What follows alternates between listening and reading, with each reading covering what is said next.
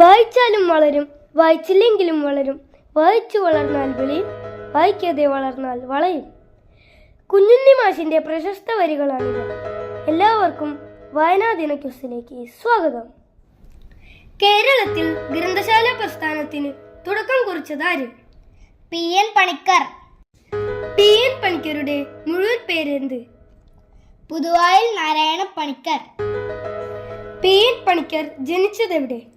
നീലം പേരൂർ, ആലപ്പുഴ ജില്ലയിൽ. P.N. പണിക്കരുടെ ചരമദിനമെന്ന്? 1995 June 19. ഏതു വർഷം മുതലാണ് കേരളത്തിൽ വായനാ ദിനം ആചരിക്കുന്നത്? 1996 ജൂൺ 19 മുതൽ. 2023 വയലാർ അവാർഡ് ലഭിച്ചതാർക്ക്? ശ്രീകുമാരൻ തമ്പി. ശ്രീകുമാരൻ തമ്പിക്ക് വയലാർ അവാർഡ് ലഭിച്ച കൃതി? ജീവിതം ഒരു പെൻഡുലം. 2023 എഴുത്തച്ഛൻ പുരസ്കാരം ലഭിച്ചതാർക്ക്? S.K. വസന്തൻ. 2019 വെള്ളത്തോൾ അവാർഡ് ലഭിച്ചതാർക്ക്? പോൾ സക്കറിയ. അതിനുശേഷം അവാർഡ് വിതരണം ഉണ്ടായിട്ടില്ല. 2023 ഓടക്കുഴൽ അവാർഡ് ലഭിച്ചതാർക്ക്? P.N. ഗോപികൃഷ്ണൻ. P.N. ഗോപികൃഷ്ണന് ഓടക്കുഴൽ അവാർഡ് ലഭിച്ച കൃതി?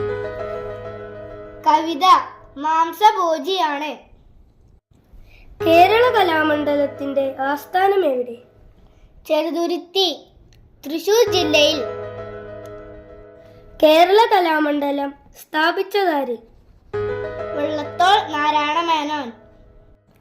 കേരളത്തിന്റെ സാംസ്കാരിക തലസ്ഥാനം? തൃശൂർ.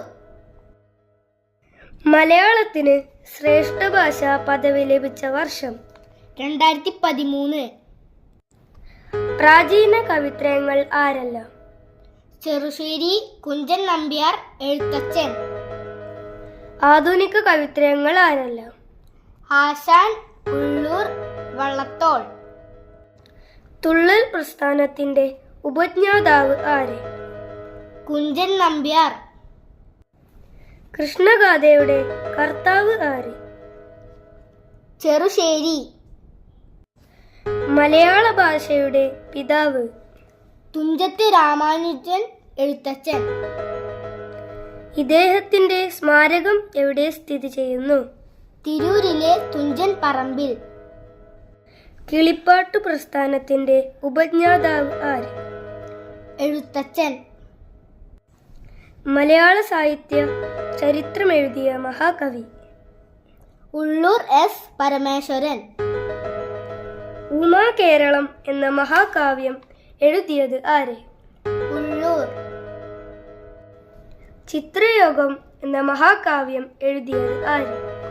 വെള്ളത്തോൾ നാരായണ മേനോൻ. വീണപൂവ് എന്ന കവിത രചിച്ചത് ആര്? കുമാരനാശാൻ.